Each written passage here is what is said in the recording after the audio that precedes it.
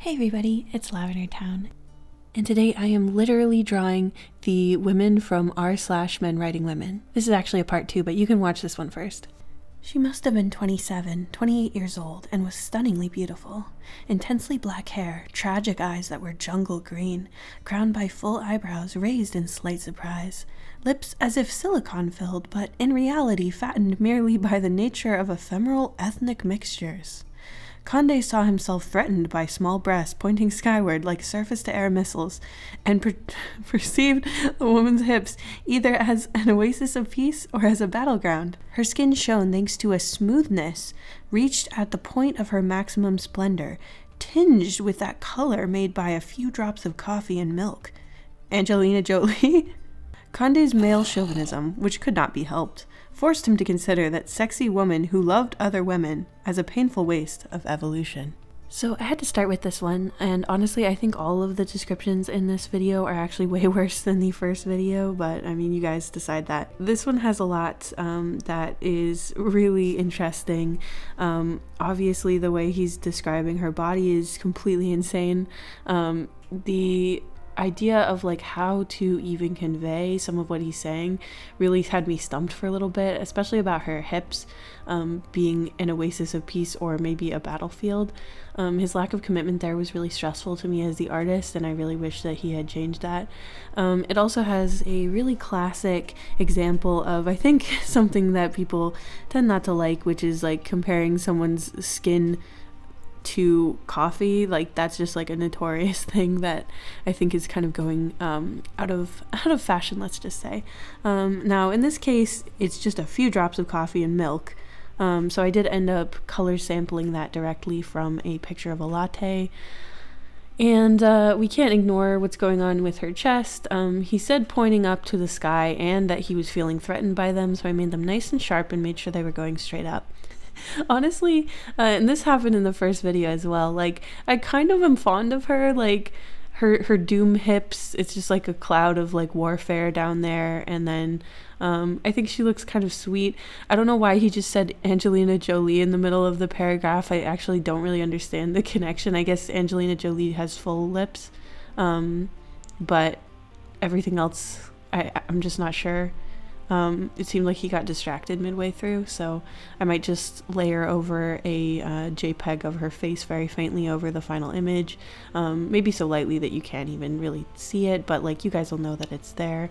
And I did try to be like really true to it. There's just a tremendous amount of physical description, though there isn't really much about her like personality, like the way that she stands or the way that she is. Like, we know the texture of her skin, but we don't know her facial expression in this moment, other than that her eyebrows are up a little bit. So yeah, I had to like kind of make up my own pose and everything, and I think that's the ultimate criticism of a lot of these descriptions. Not only that they're weird in the way that they describe female characters, like bodies and faces and stuff, but also that that is all that we're learning about, or we're actually learning way too much about the proclivity of the writer rather than the character in the scene, which I think is, you know, not great. I also thought it was really funny that he threw in there the only thing that we really know about her as like a person, like her interior, is that she's probably gay, because he throws out this little comment about how it's a waste of evolution for a beautiful girl to love other women. That line sucks really bad. She slapped her hands to her hips and looked up at him in admiration mixed with exasperation. Just how did you know Joe Cabroni was a policeman? In the fishnet cocktail dress she had picked up in Monterey during her fisherman period, above a waist so narrow he feared for her digestion, Esther's torso was bifurcated by cleavage unequaled west of the Grand Canyon. She wore no brassiere, but her see-through dress had strategic triangles woven into the netting. Her breasts reminded him of the heads of two Jewfish trying to batter out of the Seine. So this one gives us a lot to discuss immediately as well. The first thing I want to cover is, what is a Jewfish? It's actually an Atlantic Goliath grouper. It is a saltwater fish of the grouper family and is one of the largest species of bony fish. If you look it up, this is the face that greets you immediately. And apparently that's what our main character thinks this girl's boobs look like, so I'm gonna have to draw that. On top of that, he used the term bifurcated, which means to like sever in two. And I just don't think, I feel like we're getting into Hellraiser territory. Like, this is terrifying. On top of all of that, he has established that her waist is so small that it seems like she wouldn't be able to digest food, and he's concerned about it. I appreciate his concern. I would be more worried about the fact that her torso has been cut in two and has a hole straight through it, but that's a whole nother thing. So her dress is completely transparent.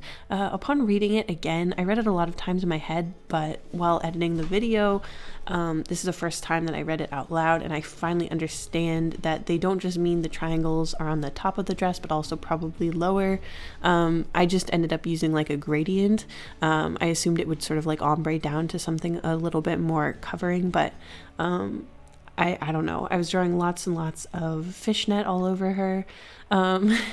The idea that it looks like they're trying to like escape her body or like get up out of a body of water is just really interesting, and I feel like there is so much agency that these male writers give to their female characters, like individual body parts, and not enough agency given to the characters, the female characters themselves. So if that was like one major bit of advice I would give them, that would probably be it, is like less agency on the body parts and more agency on the character.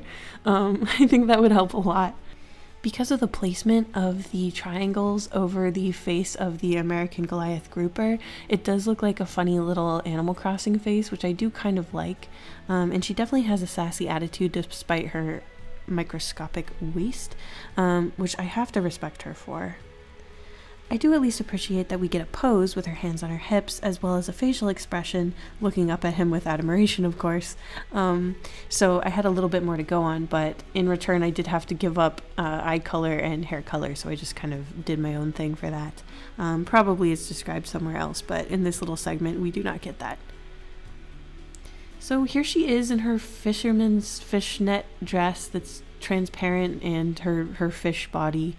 I think she looks the scariest I think that we've done. This is like the most body horror. Even the girl with the tiny hips, I feel like doesn't come close to the fact that this girl has been bifurcated. Madison had shoulder-length blonde hair and was wearing a yellow summer dress with hundreds of little orange goldfish printed on it. Even in flip-flops, she was model tall, and I could tell that the soles of her feet would be so soft. She had a perfect nose, blue eyes, enough freckles to look wholesome without looking like God had blasted her with bad skin.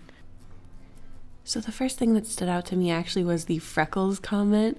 I think it really annoys me because as someone who actually gets freckles like in real life, you know, you kind of get them everywhere. Like I have one on my eyelid, which is pretty visible. So I know exactly what they mean when they say enough freckles to look wholesome without looking like God had blasted her with bad skin. That just means freckles over the bridge of the nose and like literally nowhere else, which is so unrealistic and so annoying. But anyway, that's what I gave her. Now, once I got over my personal beef, the thing that stood out to me, of course, was the Tarantino comment, the comment about her soft feet. Now, I have no idea how you would tell that someone you just met who's standing in flip-flops has soft feet, but it's very suspicious to say. Let's just put that out there. I decided to illustrate this by having her lift up her feet and show, you know, these fluffy, soft feet that he's so excited about. It did kind of end up making her feet look like they're covered in bunions, but I don't know, man. Like, I don't know how I'm supposed to show this any other way. So she has her nice, like, sheepy, soft feet, and the rest of her description is relatively normal.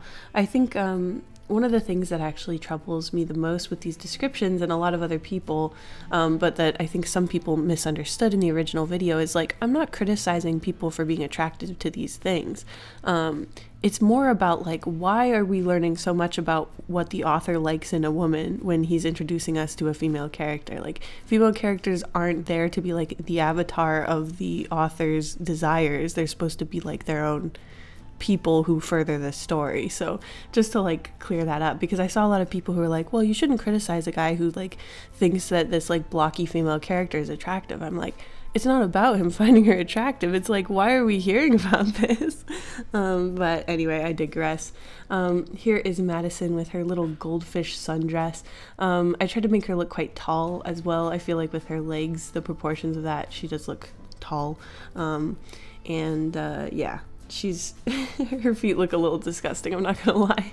I also saw some comments that clearly thought I was being too mean to the guy authors, so this next one has actually been written by a woman, and I also need to warn you, there's like a brief discussion of like eating disorders, and it's kind of very callous, but anyway, here we go. Her voice was amazing.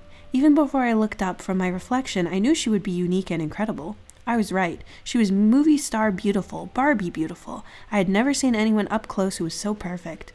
She had huge, almond-shaped eyes that were a deep, mossy green. Her face was an almost perfect heart, and her skin was that kind of flawless creaminess that you see on TV. Her hair was deep red, not that horrid carrot-top orange red or the washed-out blonde red, but a dark, glossy auburn that fell in heavy waves well past her shoulders. Her body was, well, perfect. She wasn't thin like the freak girls who puked and starved themselves into what they thought was Paris Hilton chic. That's hot. Yeah, okay, whatever, Paris. This woman's body was perfect because she was strong but curvy, and she had great boobs. Alright, this one is a doozy.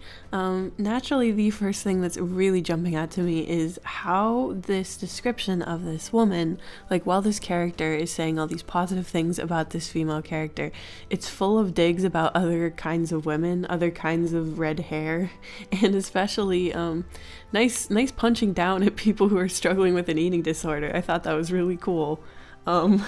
Obviously I'm being sarcastic here.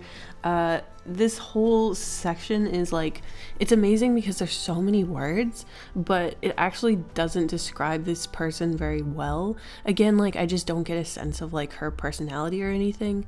Obviously they're going to rely on, you know, her dialogue and stuff later on to fill that in, but when we're looking at this character, it does almost sound like a fashion magazine like self-assessment where it's like, what's the shape of your face, when what specific like hair type do you have, you know, you have glossy waves, and it just, I don't know, it seems very shallow. The perfect heart-shaped face is so funny to me, so I really went in on that. She's got a real Bela Lugosi vibe, and her huge eyes are really taking up a lot of her face. She ended up looking quite quite weird and scary and mannequin-like. I also like the description of her body as strong but curvy is just so weird. Like, I also think just these descriptions of someone being like movie star beautiful, Barbie beautiful, perfect, unique and incredible. These are just like, it feels very amateur hour to describe your characters this way because you're not actually telling the reader anything, you know, you're having them fill everything in themselves, which sometimes can be rewarding, but I feel like in this context it's not. It just seems like you're just like, oh, they're the best, most amazingest, most incrediblest, beautifulest person, you know. It just feels, it feels a little juvenile. And yeah, so I put in the moss for her eyes. It definitely made her look really scary. In order to show that she's strong and not just curvy, I had her flexing on them. I assume that's how the protagonist was able to tell how strong she was. So yeah, I mean, I've definitely seen a lot of like the gym girls who look kind of like just, you know, pretty normal build type, and then when they flex they have these, you know, pretty defined muscles. So I guess that's kind of what I was picturing for her. And I just put a lot of like gloss on her hair since that is one of the things that we learn about her. She turned out quite uncanny valley. I think I went a little too hard on the huge almond eyes and the heart-shaped face, but she did say a perfect heart shape, so I don't know what I was supposed to do here. Before I move on to my final thoughts, let's hear a quick word from the sponsor. Thank you so much to Skillshare for sponsoring this video. Skillshare is an online learning community with thousands of online classes where you can learn new skills, get inspired, and enrich your creative life. There are so many classes to explore, so you can try new things or go deeper into a skill you already love. I often start by looking at classes in the animation and illustration tabs, but I find myself getting pulled into the film and music content as well. It's a great place if you're just someone who loves to create and express yourself. I've particularly been enjoying this class by Robert Jenneret III. He really gets into doing nice clean line work, specifically on an iPad, which I often use for my art. The Skillshare videos also have a lot of nice quality of life features, like the accurate transcriptions and adjustable speed for videos. You can go through classes at your own pace and enjoy the projects alongside the videos. The first 500 people to use my link will get a 1-month free trial of Skillshare. Join today and see what you can discover. So here are all the girls together.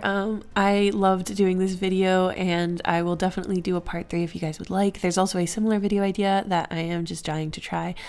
So yeah, thank you so much for watching till the end, and I'll see you in the next one. A huge thank you to all of my patrons, including Grexius, Olia, Liddy Savior, Roro, Rayons, Vorpalmat, Brandon Stark, CB, Crosby F, Lucy Yamajiki, Liv Liv, Salty Jackrabbit, Ravens Crow, Saucelot, T-Hill Music, Jabber Dabber Doo, Kadaria, Deadly Nightshade Art, Astral Fox Art, The Expressive Poker Face, Subaki, Cutie Pie, Ruined Raincrow, Ice Cream Pal, Cola, JJ Jade, and of course, Lib Lib Lib Lib.